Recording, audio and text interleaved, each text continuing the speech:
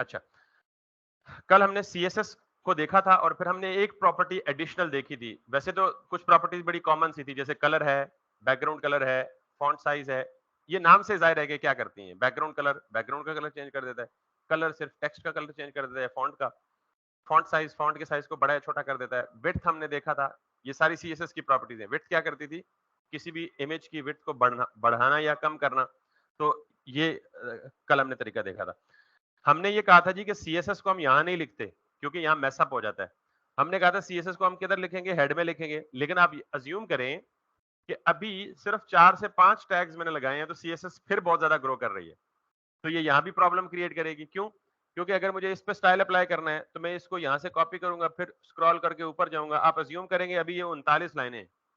जब ये 200 लाइनें हो जाएंगी तो फिर लाइन नंबर 200 पे मैं स्टाइल अप्लाई करूंगा तो मैं स्क्रॉल करके ऑल द वे अप आऊंगा, फिर क्लास लिखूंगा, फिर it's kind of a mess again. कि दो कोई एचटीएमएल और सीएसएस अलग अलग हो चुकी हैं, लेकिन स्टिल वो एक ही फाइल में है। तो ये फाइल बहुत ज्यादा क्या कर सकती है? ग्रो कर सकती है। बाय द वे ये तरीका ठीक है, आप ये तरीका इस्तेमाल कर सकते हैं, इसमें कोई हर्ज नहीं है। लेकिन मैं आपको प्रेफर करता हूं कि आप ये तरीका भी इस्तेमाल ना करें। आप इससे भी एक और अच्छा वाला तरीका यूज करें, और वो क्या है कि जैसे हमने index.html फाइल बनाई थी ना, तो जिस फाइल की एक्सटेंशन .html होती है, इसका मतलब उसके अंदर सिर्फ और सिर्फ क्या होना चाहिए? HTML होना चाहिए और कुछ नहीं होना चाहिए। तो फिर CSS कहाँ लिखें, ये सवाल है। तो उसके लिए हम एक और नई फाइल बनाएंगे। तो मैं यहाँ पे राइट क्लिक करूंगा, न्यू फाइल पे क्लिक करूंगा, और यहाँ पे उस फाइल को कुछ भी नाम दे सकते हैं। लेकिन वो फाइल हम किस लिए बना रहे हैं? स्टाइलिंग देने के लिए। तो मैं उस फाइल को नाम ही क्या दे देता हूँ? स्टाइल। और याद रखिएगा, ये जो नाम है ना स्टाइल, ये कोई भी नाम हो सकता है। एबीसी हो सकता है, टेस्ट हो सकता है, XYZ हो सकता है। तो स्टाइल एक जरा मीनिंगफुल नेम है तो मैंने लिखा। लेकिन जो डॉट के बाद एक्सटेंशन है वो हमेशा क्या होनी चाहिए? .css। क्योंकि इस फाइल में हम क्या लिखेंगे? CSS के स्टाइल्स, CSS एक लैंग्वेज। तो मैंने style.css दी। अब मैं क्या करूंगा? मैं जस्ट रश से बचने के लिए जितना कुछ भी यहां लिखा हुआ ना, याद रखिएगा CSS में टैग्स नहीं होते। CSS में टैग्स, तो इसलिए मैं स्टाइल के टैग को छोड़ के इसके अंदर जो कुछ है ये सारा कुछ कट करूंगा और style.css में जाके पेस्ट कर दूंगा। देखें यहाँ डॉट का मतलब क्या है? ये फाइल सेव नहीं हुई भी। और यहाँ डॉट का मतलब ये फाइल भी सेव। मैं इसको भी कंट्रोल एस करूंगा, सेव हो जाएगी। और इस पे क्लिक करके इसको भी कंट्रोल एस करूंगा, सेव हो जाएगी। अब यहाँ स्टाइल का पर्पस तो खत्म हो गया। ठीक। अब CSS अलग पड़ा हुआ है और HTML अलग पड़ा हुआ है, लेकिन इन दोनों का आपस में कोई ताल्लुक अभी तक मैंने नहीं बनाया, स्टैब्लिश नहीं किया। तो मैं जब यहाँ पे जाऊंगा, रिफ्रेश करूंगा, तो HTML तो सारा है, CSS खत्म हो गया। क्यों? क्योंकि CSS को मैंने अलग फाइल में रख दिया और HTML को अलग फाइल में रख दिया। अब जब तक इन दोनों फाइलों का आपस में लिंक नहीं करूंगा तो HTML को नहीं पता होगा स्टाइल क्या है, ये कहां पे है। तो let's link these two files together. तो आप हेड टैग के अंदर ही रहेंगे। हेड टैग के अंदर आप सिर्फ लिखेंगे LINK लिंक। तो विजुअल स्टूडियो कोड के अंदर एक एक्सटेंशन है एमिट, वो आपको सजेशंस दे देती है। आप इस लिंक पे क्लिक करेंगे तो ये इसने पूरी लाइन खुद ही बना दी। यानी इसमें उसने रेल का यानी रिलेशन क्या है? स्टाइल शीट, जिस जिस फाइल से हम लिंक करना चाह रहे हैं वो स्टाइल शीट की फाइल है। और href में हम नॉर्मली क्या देते होते हैं? लिंक देते हैं। एंकर टैग का पता ना? एंकर टैग में भी href होता है।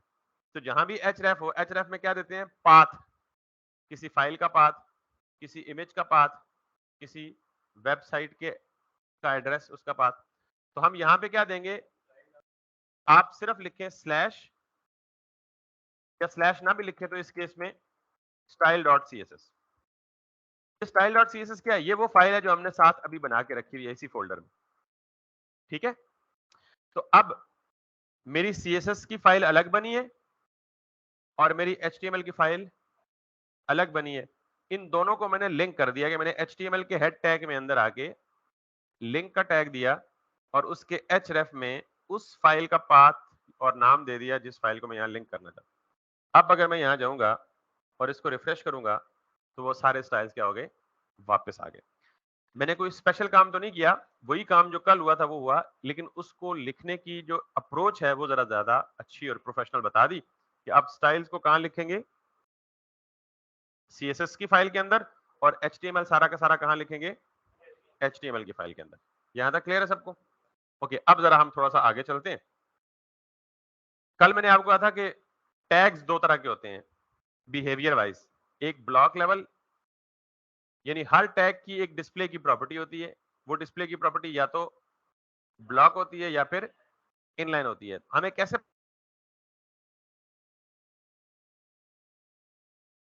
अपने सामने किसी और को ना आने दें, यानी वो फुल अवेलेबल विड्थ को ऑक्यूपाई कर ले तो वो क्या होगा, और अगर वो फुल अवेलेबल विड्थ ऑक्यूपाई ना करे तो वो क्या होगा, इनलाइन। ये बातें भी समझ आ गई यहाँ तक? तो यहाँ तक वो काम था जो कल से था। मैंने सिर्फ छोटी सी एडिशन की कि मैंने सीएसएस की फाइल को अलग कर दिया और एचटीएमएल की फाइल को अलग कर दिया। तो अब ये सारा काम हमारा साफ सुथरा हो गया। अब अगर आप मेरे साथ दें तो मैं जरा कुछ नई चीज बता दूं।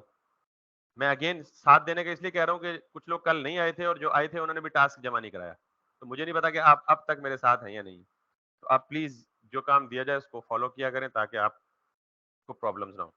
मैं अब ये करूंगा कि मैं ये सारी चीजें हटा दूंगा, ठीक। और मैं सीएसएस भी, जाहिर है ये सारी क्लासेस हटा दी तो फिर सीएसएस भी किसी काम की नहीं है, ये भी हटा दूंगा। और जब मैं अपने पेज पे आऊंगा तो सब कुछ ब्लैंक, बिल्कुल खाली, दोबारा जीरो पे।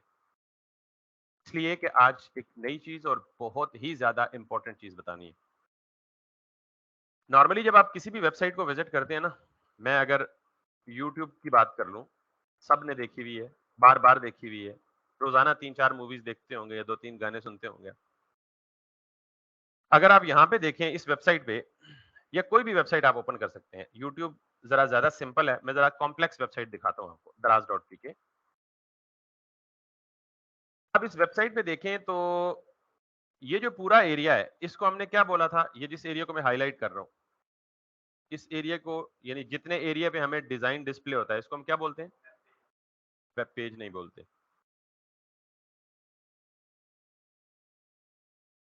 इसको क्या बोलते हैं, पैराग्राफ किधर से आ गया भाई, बैकग्राउंड कहां से आ गया भाई। जिस जितने एरिया पे आपका वेब पेज डिस्प्ले होना होता है ब्राउजर के जिस सेक्शन में, उसे हम बेसिकली करंटली विजिबल एरिया को हम व्यू पोर्ट कहते हैं। किस क्या कहते हैं, वेब पेज पता है क्या है, पेज यहां टॉप से लेके बॉटम तक ये सारा पेज है, लेकिन जितना एक्टिवली स्क्रीन पे नजर आ रहा है एरिया उसको हम क्या बोलते हैं, व्यू पोर्ट। समझ आ गई बात? तो इस व्यू पोर्ट पे जितना कुछ भी है, जितना कुछ से मेरी मुराद के जो कुछ भी आपको नजर आ रहा है, इसकी एक खास तरतीब है। यानी अगर मैं सिर्फ इस एरिया को देखूं तो इस पूरी स्क्रीन के जितने एरिया आपको नजर आ रहा है उस एरिया को मुख्तलिफ हिस्सों में डिवाइड किया गया है। Let me show you how. आप ये देख रहे हैं कि ये टॉप पे एक बार है, इसका एक डिफरेंट कलर है जो ग्रे कलर है, और इस पे ये 4-5 लिंक्स शो हो रहे हैं।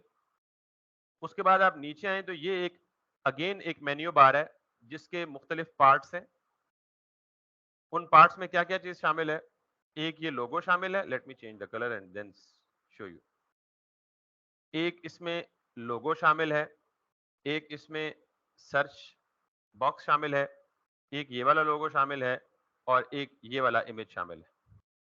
तो ये आप देख रहे हैं कि जिसने भी पेज बनाया है उसने करंट जितना भी व्यू पोर्ट था, जितना भी विजिबल एरिया था, उसको मुख्तलिफ सेक्शंस में डिवाइड किया है, और फिर हर सेक्शन में एक स्पेसिफिक चीज को लगाया है। किसी सेक्शन में इसने सर्च बॉक्स लगाया हुआ है,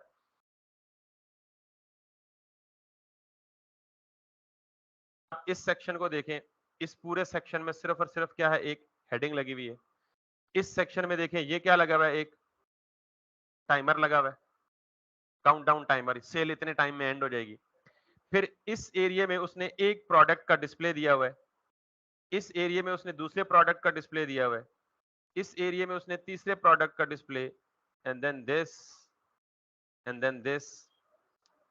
तो इसका मतलब ये है कि जिसने भी वेबसाइट बनाई है उसने अवेलेबल स्पेस को बड़ा परफेक्टली यूटिलाइज किया है कि आपके व्यू पोर्ट पे ज्यादा से ज्यादा चीजें, क्योंकि जाहिर है जब यूजर इस वेबसाइट को ओपन करेगा तो वो कब परचेज करेगा, जब जाहिर है उसको दिखने में कुछ चीज अच्छी लगेगी, अच्छी तरह प्रेजेंट हुई भी होगी। आप किसी जूते की दुकान पे जाते हैं, अगर सारे जूते रेडी पे पड़े हों या सामने, अक्सर होता है सेल में पड़े होते हैं, उसकी तरफ लोग कम जाते हैं, ज्यादातर कहाँ जाते हैं, जो बहुत खूबसूरती के साथ डिस्प्ले में लगे होते हैं। तो इसका मतलब है कि आपकी वेबसाइट भी क्या होती है, बेसिकली आपका प्रोडक्ट का डिस्प्ले होता है। जितनी खूबसूरती से कस्टमर या क्लाइंट को नजर आ रहा होगा, उतने ही ज्यादा चांसेस होंगे कि वो क्या करेगा, बाय करेगा या आपकी वेबसाइट पे स्टे करेगा या एटलीस्ट एक्सप्लोर करेगा। तो वेबसाइट बनाने का टारगेट ही होता है कि आप खूबसूरती से प्रोडक्ट्स को या इन्फॉर्मेशन को प्रेजेंट करें। तो कैसे प्रेजेंट करते हैं, दिस इज व्हाट। अच्छा, अब जो मैं बात बताने लगा वो जरा टेक्निकल है। किसी भी वेब पेज का जो करंटली स्क्रीन पे विजिबल एरिया होता है उसे हम व्यू पोर्ट बोलते हैं। व्यू पोर्ट पे जितना भी कंटेंट होता है उसको ऑर्गेनाइज किया होता है मुख्तलिफ सेक्शंस में। हम इन मुख्तलिफ सेक्शंस को कहते हैं पेज डिवीजन। यानी अब आप कहें कि इस पूरे व्यू पोर्ट को छोटे छोटे हिस्सों में डिवाइड किया गया है, और हर एक हिस्से को एक डिवीजन कहते हैं। हर हिस्से को क्या कहते हैं, एक। मिसाल के तौर पे मेरी ये एक डिवीजन है पूरी, ये एक डिवीजन है, ये भी एक डिवीजन है, ये भी एक डिवीजन है। अब मैं डिवीजन की जगह लफ्ज बोल रहा हूं डिव, शॉर्ट फॉर्म में क्या बोलूंगा, डिव। तो अब मैं डिवीजन नहीं बोलूंगा बल्कि क्या बोलूंगा, डिव बोलूंगा। तो इसका मतलब ये है कि ये भी एक डिव है, ये भी एक डिव है, ये भी एक डिव है, ये भी एक डिव है, ये भी एक डिव है, ये एक अलग डिव है, ये एक अलग डिव है, ये अलग डिव है, ये अलग डिव है और ये अलग डिव है। तो डिव का मतलब डिवीजन, यानी मैंने एक मखसूस एरिया को मुख्तलिफ डिवीजन में डिवाइड कर दिया।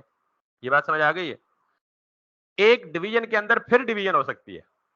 कैसे, देखिए ये पूरा जो ग्रीन एरिया नजर आ रहा है ये एक डिवीजन है ना, इसके अंदर फिर दो हिस्सों में डिवाइड किया गया है। एक साइड पे, सॉरी, एक हिस्से में क्या दिखाया गया, इमेज। दूसरे हिस्से में क्या दिखाया गया, उसकी डिस्क्रिप्शन, प्राइस वगैरह। तो इसका मतलब है कि ये एक मेन डिव के अंदर कितनी डिव्स हैं, दो डिव्स हैं। तो यूं समझ आया, ये बिल्कुल ऐसी ही मिसाल ले लें कि ये एक कमरा है और इसमें जितनी कुर्सियां पड़ी हैं ये डिवीजन है। एक डिवीजन यानी ये सेक्शन है ना, एक कमरे को मुख्तलिफ सेक्शन में डिवाइड किया गया। तो हर सेक्शन में एक बंदा बैठ सकता है। Got it. अब जरा देखिएगा, इस बात को मैं यहाँ पे प्रैक्टिकली समझाता हूँ। हम जब भी HTML में ये जो बॉडी है, ये बॉडी किसको शो करती है, उस पूरे पेज को शो करती है ना। तो उस पूरे पेज को एक डिवीजन बनानी है, हमने एक डिव बनानी है। तो मैं क्या करूंगा, यहाँ पे div डिव, डिव नाम का टैग है। समझ आ गई बात। अब जब मैं एक डिव बना ली तो मुझे नजर आनी चाहिए ना। तो यहाँ पे देखिएगा, यहाँ पे कुछ नजर नहीं आ रहा, हालांकि मैंने डिव बना ली है। मुझे ये बताएं कि जब मैं पेज पे डिव बनाऊंगा तो वो मुझसे पूछेगा, यार डिव का क्या मतलब, मैं कितनी बड़ी डिव बनाऊं, उसकी विड्थ हाइट तो दो, कि इस डिवीजन की विड्थ कितनी होनी चाहिए, इसकी हाइट कितनी होनी चाहिए और इसका कलर कितना होना। मिसाल के तौर पे मैं आप इस कहूं कि इस कमरे की 5 पार्टीशन कर दें, जैसे डॉक्टर्स के रूम में पार्टीशन हुई होती है ना। तो आप क्या करेंगे, बीच में कोई वो लाएंगे, पहले तो मुझसे पूछेंगे, यार वो पांच पार्टीशन की मेजर बताओ, उनकी विड्थ कितनी होनी चाहिए, उनकी हाइट कितनी होनी चाहिए। Make sense. तो मैंने डिव बना दी, लेकिन नजर इसलिए नहीं आ रही कि इट इज आस्किंग कि यार कितनी डिवीजन। तो अब ये जो विड्थ है, हाइट है, कलर है, ये HTML में तो नहीं दिया जा सकता। ये तो स्टाइल है ना उसका, तो ये कहां दूंगा, CSS में दूंगा। तो CSS में देने का कौन सा तरीका, पहला स्टेप क्या होगा, इस डिव को एक क्लास दूंगा। क्या कहा है, जब भी कोई टैग बनाए तो उसे क्या दें, एक क्यों क्लास दें। इसलिए कि मे बी यहां 600 डिव्स हो, दो डिव्स हो गई, तीन डिव्स हो गई।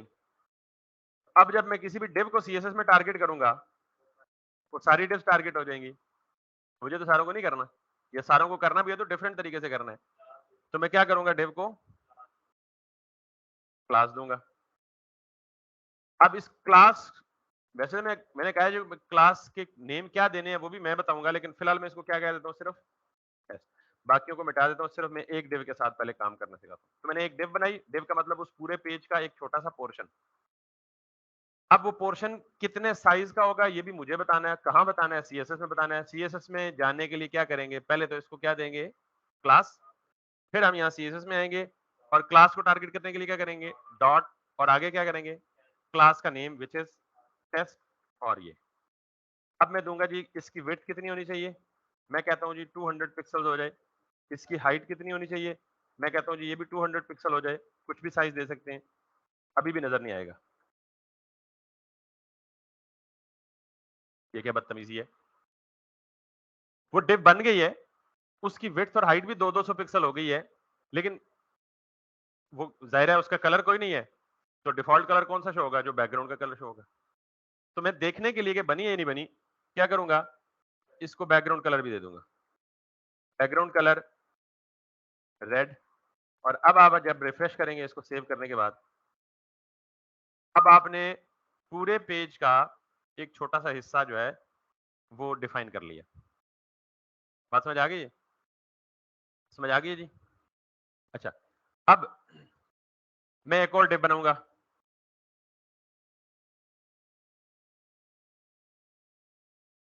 अगर मैं इसको भी क्लास टेस्ट ही दे दूं तो क्या होगा?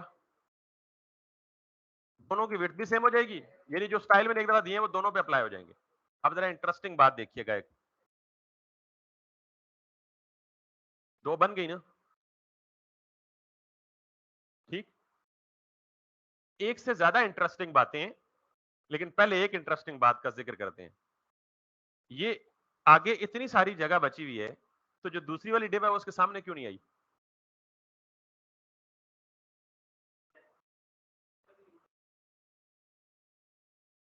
जिन्होंने कल क्लास अटेंड की है उनको समझ आएगी, जिन्होंने रिकॉर्डिंग देखी है उनको भी समझ आनी चाहिए। वैसे ये इतनी सारी जगह बाकी है, तो ये रेड कलर का बॉक्स इधर आना चाहिए था ना, नीचे क्यों आया? ब्लॉक है। डिव हमेशा क्या होता है? ब्लॉक होता है। मैंने एक सादा सा, बल्कि देसी जुबान में, लेमैन जुबान में समझाया कि जब भी कोई चीज, कोई एलिमेंट, कोई भी कंपोनेंट एक दूसरे के आमने सामने ना आए, वो ब्लॉक होता है। तो इसका मतलब है मैं जितनी भी डिवें बनाऊंगा ये नीचे ही जाती जाएंगी, आगे स्पेस पड़ी भी है लेकिन आगे नहीं जाएगी। कल हमने एक तरीका पढ़ा था कि, सॉरी ये क्या हो गया, हाँ, हम ब्लॉक को इनलाइन में चेंज कर सकते हैं, और इनलाइन को प्रॉपर्टी कौन सी थी? डिस्प्ले की। यानी हम डिस्प्ले इनलाइन भी कर सकते हैं और डिस्प्ले, तो डिस्प्ले की सिर्फ दो वैल्यूज पड़ी थी कि या तो डिस्प्ले इनलाइन हो सकता है, डिस्प्ले ब्लॉक हो सकता है। ये बात समझ आ गई है? अब सवाल यह है कि डिस्प्ले की कोई और वैल्यू भी होती है, तो जवाब है यस।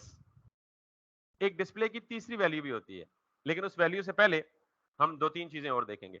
पहले सिर्फ आपको ये प्रॉब्लम समझ आ गया कि जब भी हम कोई नई डिव बनाएंगे तो वो एक दूसरे के आमने सामने नहीं आएगी, बल्कि वो हमेशा नीचे आएगी। वजह उसकी कि डिव ब्लॉक होता है। दूसरी बात, ये डिव और ये डिव पता ऐसे लग रहा है कि ये एक ही है, क्योंकि ये दोनों आपस में जुड़ी हुई हैं। दोनों आपस में क्या है? अगर मुझे इन दोनों के दरमियान कोई स्पेस देनी है, अच्छा उससे भी पहले जरा मैं एक काम और करता हूं, मैं एक को हटा देता हूं, सिर्फ एक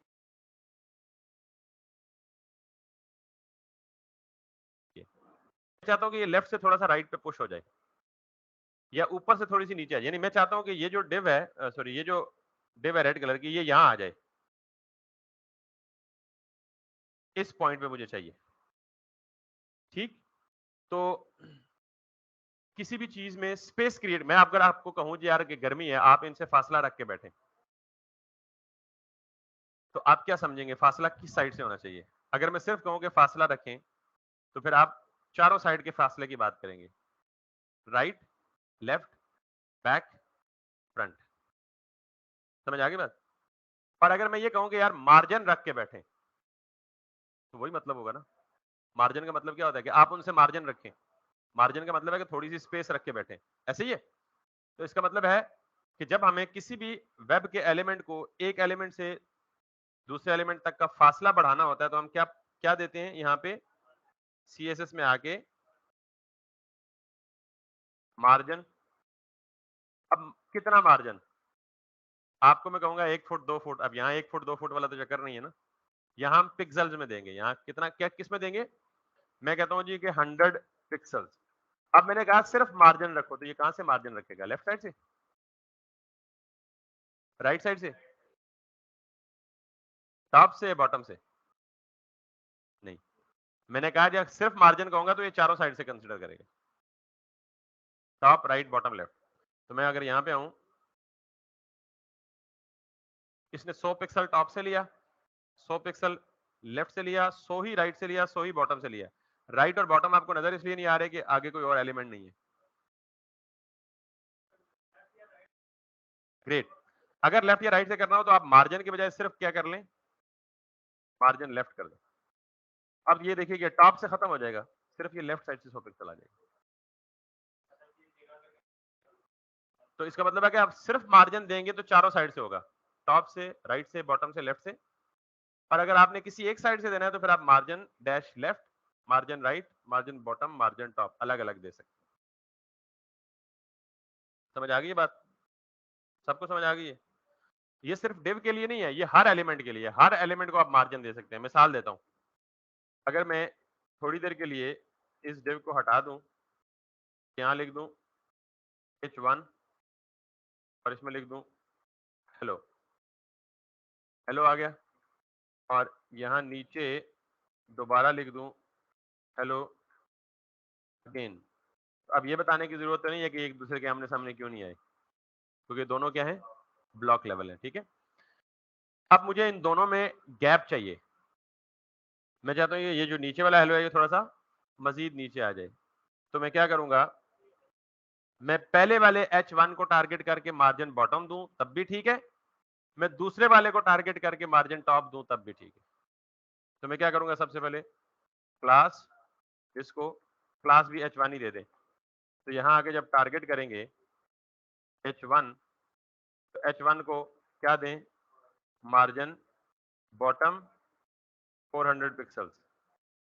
और यहां पे आए,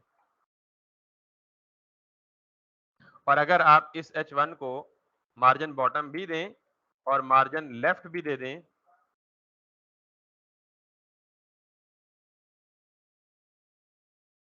आप जिस भी एलिमेंट को जहां भी मूव करना चाहें आप मार्जिन इस्तेमाल कर सकते हैं।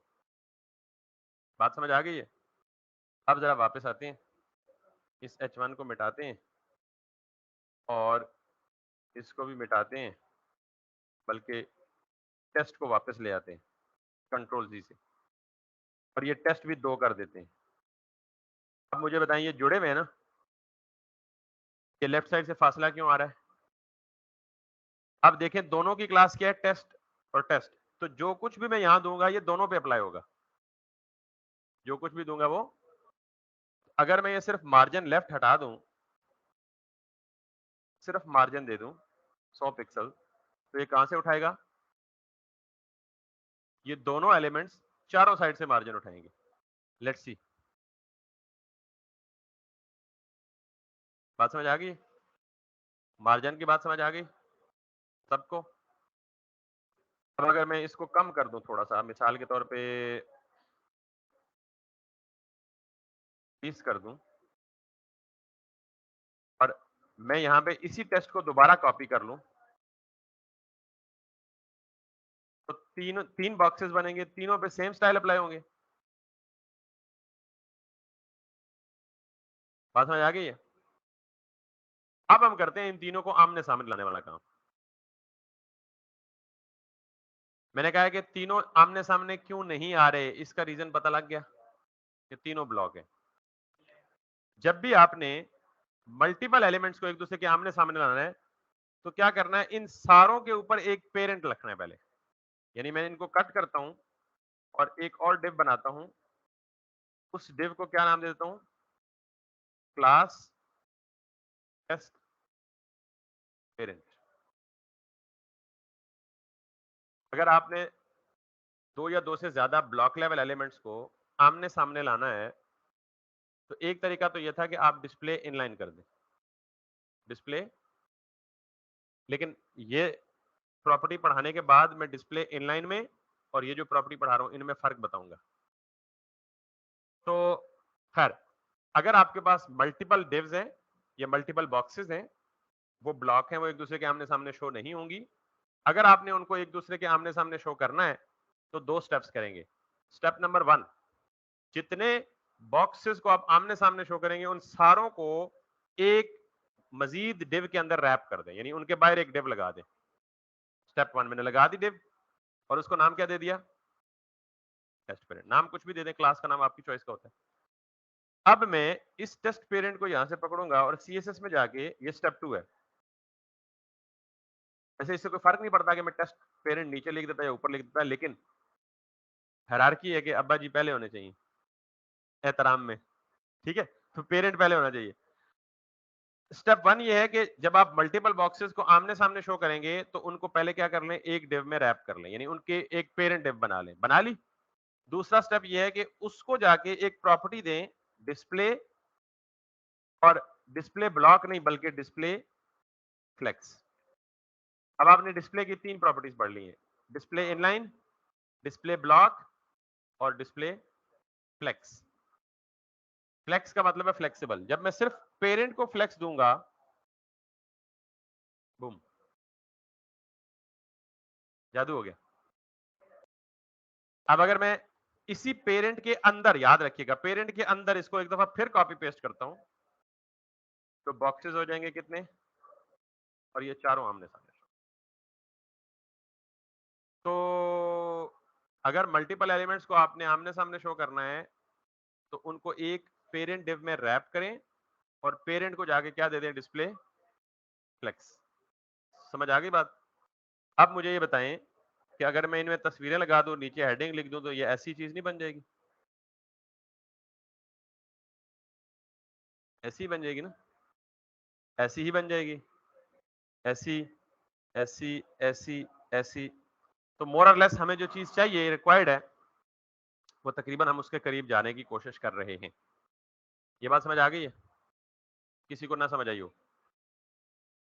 अभी मैं ज्यादा फोकस किस पे कर रहा हूँ, प्रॉपर्टीज पे, कि ज्यादा से ज्यादा प्रॉपर्टीज आपको बताऊं। आज की नई प्रॉपर्टी कौन सी थी? दो। एक तो डिस्प्ले फ्लेक्स और दूसरा मार्जिन। और एक नहीं, पांच पता लग गई है हमें। सिर्फ मार्जिन का मतलब क्या है, सारे साइडों से मार्जिन लेगा। मार्जिन लेफ्ट अलग से भी होता है, मार्जिन राइट अलग से भी होता है, मार्जिन बॉटम अलग से भी होता है, मार्जिन टॉप अलग से भी होता है। यस, वो चारों साइडों में मार्जिन, सेंटर में नहीं लिया गया। सेंटर में जाहिर है उसके लिए हमें पूरी कैलकुलेशन करनी पड़ेगी, वो हम आगे चल के करेंगे। बिल्कुल, समझ आ गई बात?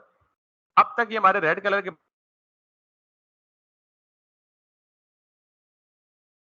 मिसाल के तौर पे मैंने यहां पे लिखा जी पी। अच्छा, ये जो मैं अक्सर ना, हमें कोई डमी टेक्स्ट चाहिए होता है टेस्टिंग के लिए, तो हम बजाय खुद टाइप करने बैठ जाए, काफी टाइम लगता है। तो विजुअल स्टूडियो कोड अगेन एक फैसिलिटी देता है आपको कि आपने डमी टेक्स्ट लिखना हो तो आप लिख दें LOREM, लॉरम,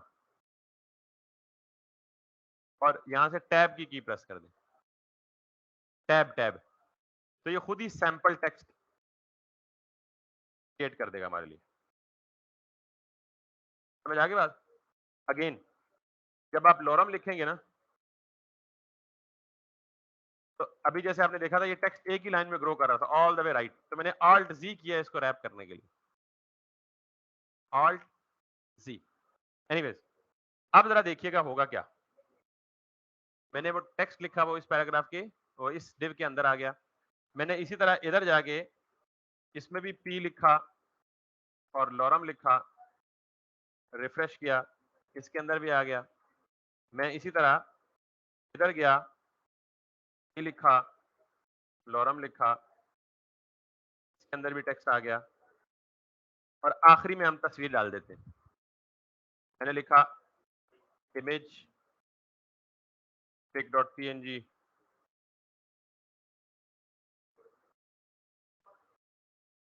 अब कुछ गड़बड़ हो गई? वो गड़बड़ पता है आपको क्या हुई?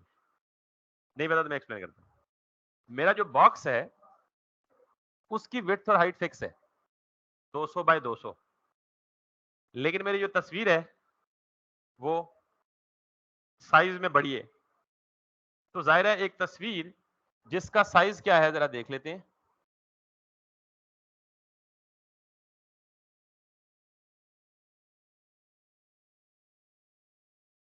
एक तस्वीर जिसका साइज, ये देख रहे हैं, 500 बाय 500, टूल टिप पे नजर आ रहा है ना? एक तस्वीर जिसका साइज 500 बाय 500 है, वो 200 बाय 200 के अंदर आ सकती है। मैं, इसका मतलब तो ये हुआ कि मैं आपको कह रहा हूं 3 किलो दूध 1 किलो वाली बाल्टी में डालें, पॉसिबल है? नहीं पॉसिबल ना, तो फिर क्या करेगा? ओवरफ्लो कर जाएगा। क्या कर जाएगा? ये इंपॉर्टेंट टर्म है। क्या कर जाएगा? ओवरफ्लो का मतलब क्या होता है? उत्तू डुल जाना। ठीक है? तो इसी तरह एक पिक्चर जिसका साइज 500 बाय 500 है, वो एक ऐसे कंटेनर में या ऐसी डिव जिसका साइज 200 बाय 200 है उसमें नहीं समा सकती, तो क्या कर गई है? ओवरफ्लो कर गई। तो इसको उसके बीच में लाने के लिए क्या करना पड़ेगा? साइज छोटा करना पड़ेगा। तो इमेज का साइज छोटा करना है, तो यहां पे क्या करेंगे हम? इमेज को टारगेट करेंगे। इमेज को कैसे टारगेट करें?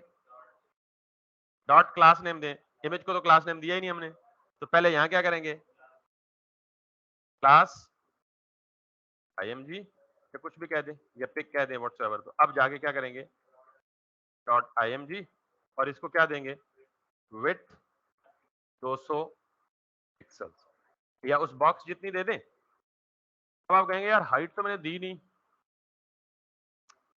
इसको कहते हैं proportional increase and proportional decrease. जब आप विड्थ चेंज करें तो हाइट प्रोपोर्शनली चेंज होती है इमेज की। ये डिफॉल्ट बिहेवियर है इमेज का। मैंने तो मुझे विड्थ दी तो प्रोपोर्शनली उसने क्या कर ली? हाइट भी रिड्यूस कर ली, मुझे चेंज करने की जरूरत नहीं पड़ी। अब वो बॉक्स में फिट आ गई तस्वीर। How beautiful it is looking by the way. बहरहाल, तो अब एक और मसला होगा था,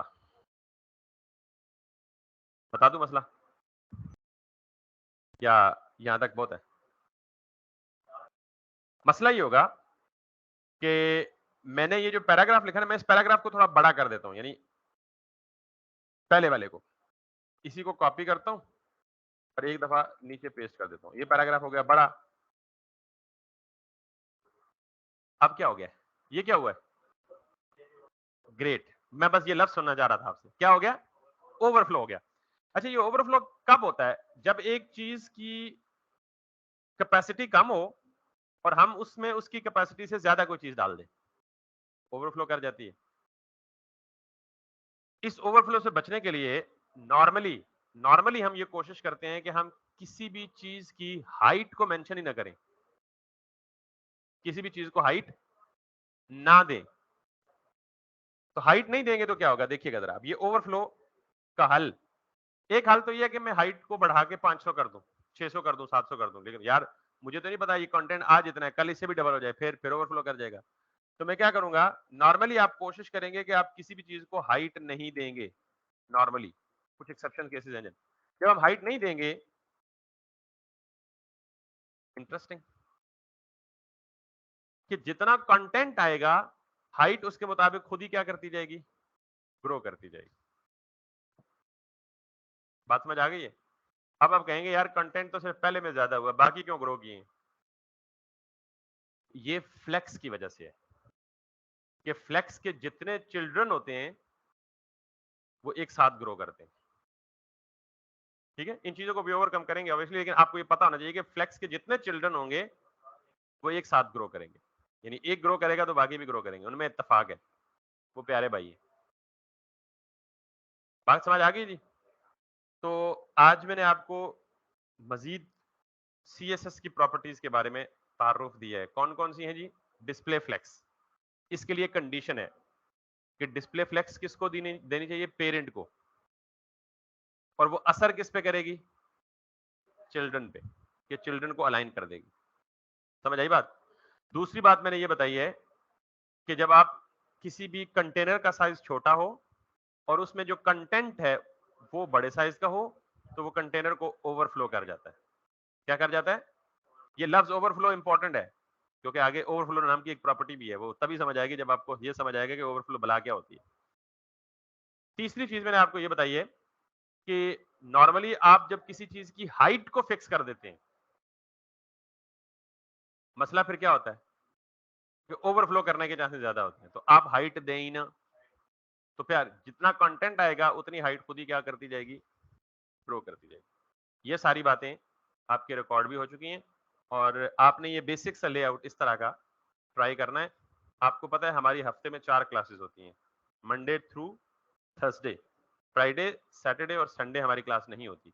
हमारी अगली क्लास अब होगी मंडे को, लेकिन मंडे तक जो टास्क दिया है, जिनको नहीं पता टास्क किया है, पिछली रिकॉर्डिंग में मौजूद है या व्हाट्सएप ग्रुप में मैसेज कीजिएगा, जिसको पता है वो बता देगा, एक्सप्लेन कर देगा। ठीक है, ग्रुप में अगर आप ऐड नहीं है तो कल जो ग्रुप बना है उसमें सारे ऐड हो जाए।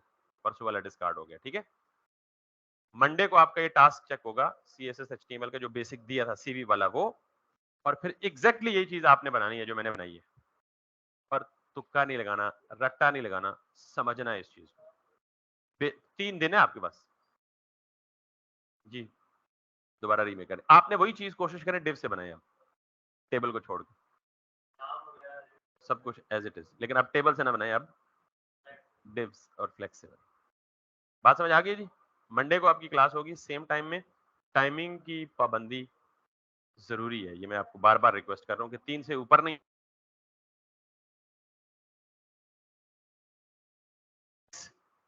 जब हम थोड़ा सा पढ़ लेंगे तो फिर हम क्लास को 1 घंटे से सवा या 1.5 घंटे तक लेके जाएंगे।